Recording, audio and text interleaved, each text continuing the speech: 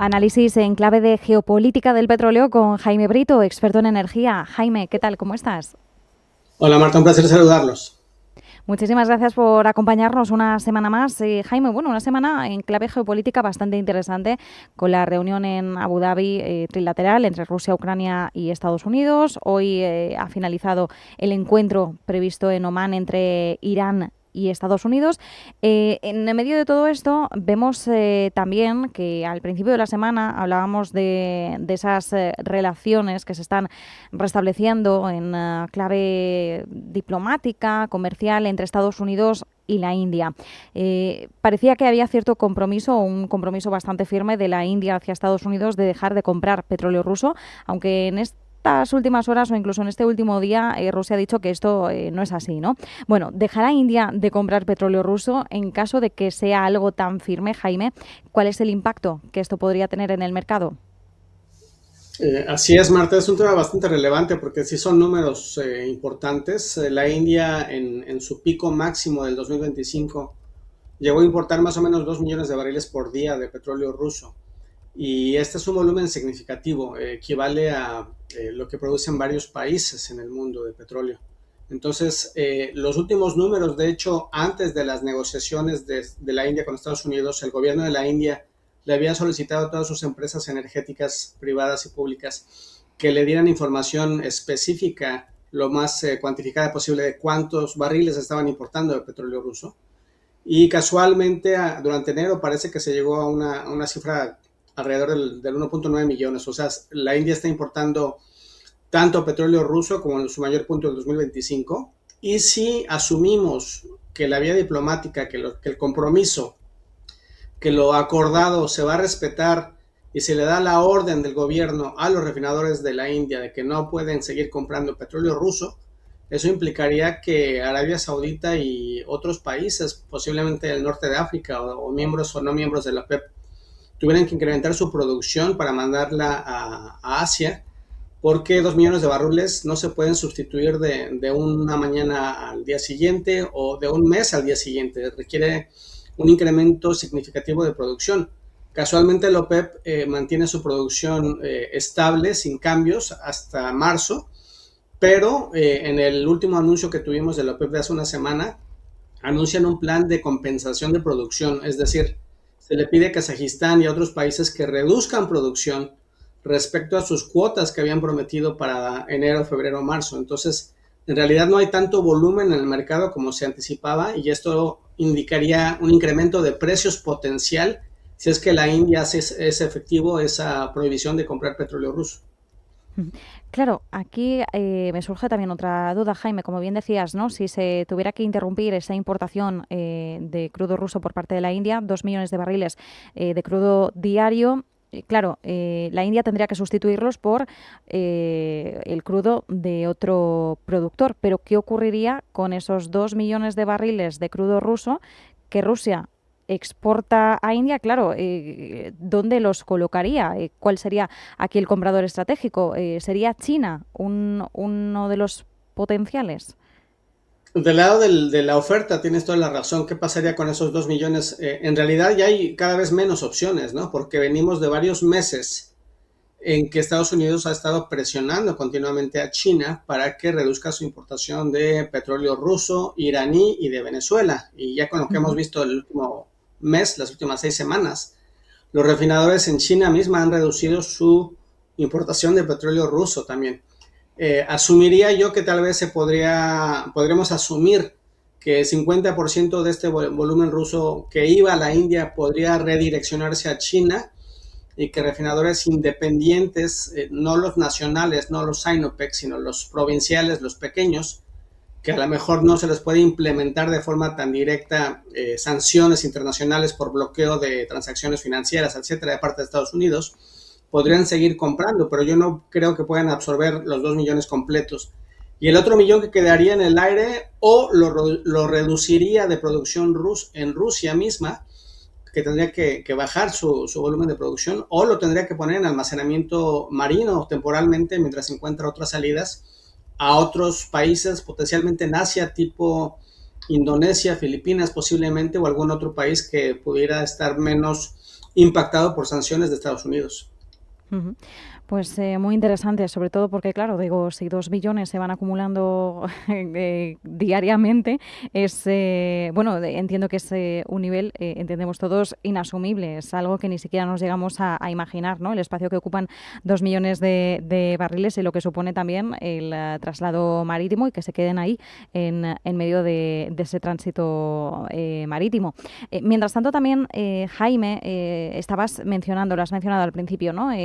Cómo la OPEP ha mantenido la producción congelada de cara a marzo de 2026. ¿Cuál es ahora mismo el entorno que se dibuja para lo que son los próximos meses de este año? Sí, bueno, la OPEP más o menos desde noviembre ha mantenido copiando y pegando el mismo comunicado de prensa en cada reunión mensual diciendo que siguen unidos, un mensaje de disciplina, de cohesión en el grupo OPEP+, que incluye a Rusia obviamente, y que continuarán observando las condiciones del mercado. En su narrativa, en su estrategia, la OPEP está totalmente dejando sus acciones o su toma de decisiones a lo que resulte de la economía, del entorno de crecimiento económico de este año.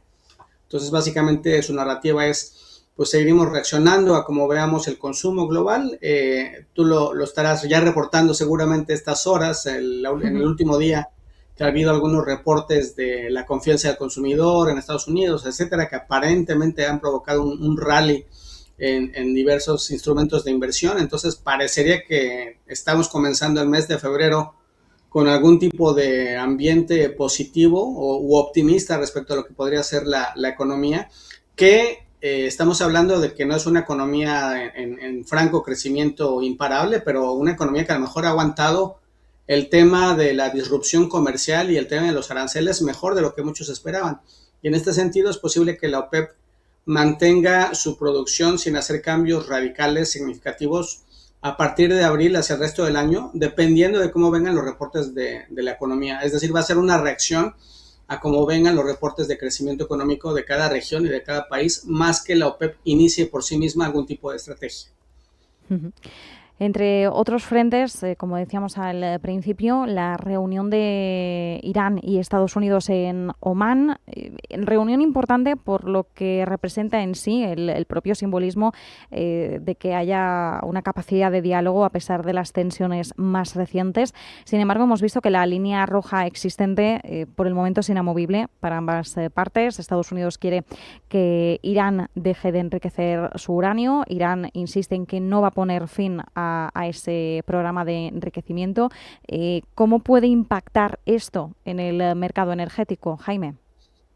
Bueno, lo que más impacta por mucho va a ser un escalamiento en las negociaciones o ruptura de las mismas que pudiera acercar la posibilidad de algún tipo de intervención o ataque militar de uno o de ambos lados o mutuo que pudiera interrumpir el flujo de barcos de la flota marina comercial de hidrocarburos alrededor del Golfo de Arabia Saudita, del Estrecho de Hormuz y del otro lado de la península del Estrecho de Al-Mandeb.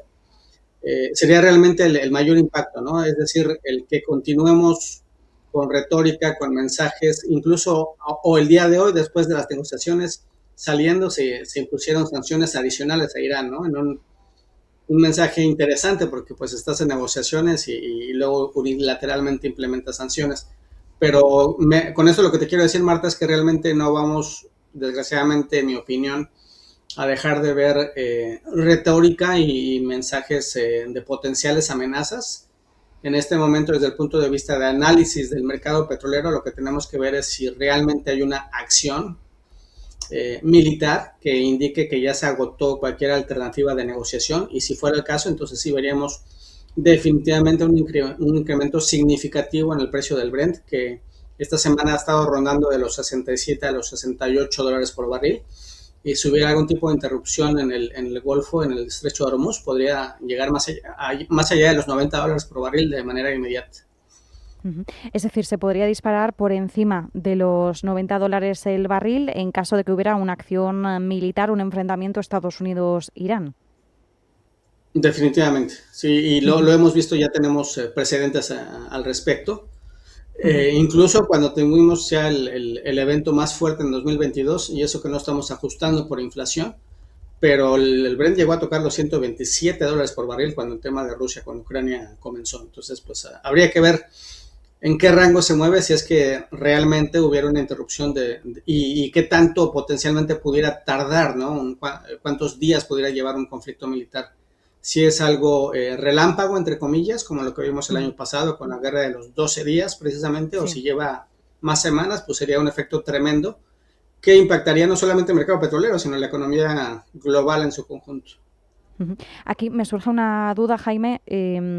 Esto sería en el caso, ¿bastaría que Estados Unidos atacara a Irán sin que hubiera una respuesta de Irán para que el precio llegara a dispararse a esos niveles?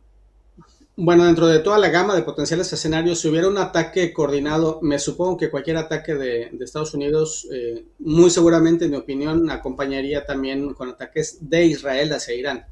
Y si hubiera un ataque relativamente similar a lo que vimos el año pasado, en donde los objetivos sean puntos específicos de misiles o bases o lugares nucleares de Irán, y no se impacte en general a su ejército como tal, a la población, etcétera.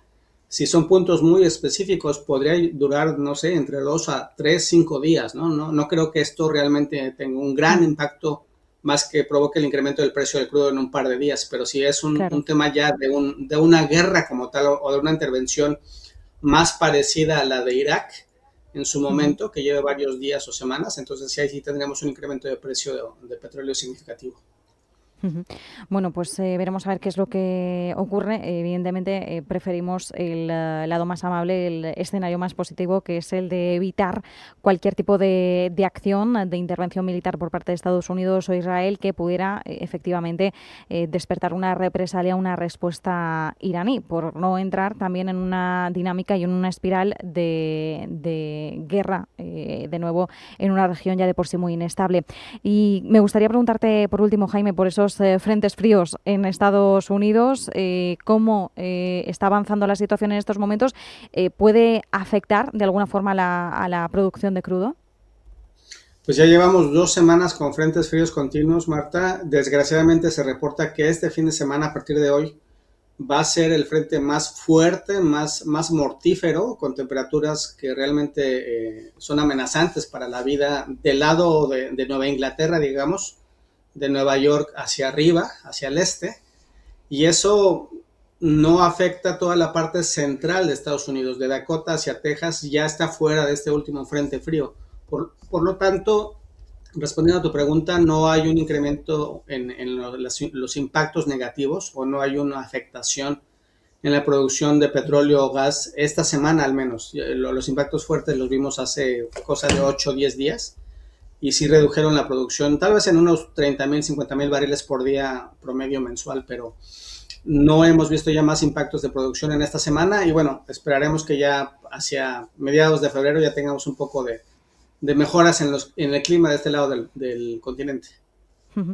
Pues esperamos que sí, frentes fríos por allí y por aquí fuertes lluvias, así que vamos a ver si meteorológicamente nos da algo de tregua, aunque creo que este fin de semana, aquí en España al menos, no vamos a tener ninguna tregua ni tampoco la semana que viene. Jaime, espero que te protejas también bien de ese frente frío, que estés bien resguardado y muchísimas gracias como siempre por acompañarnos. Jaime Brito, experto en energía, feliz fin de semana. Igualmente, gracias, bye.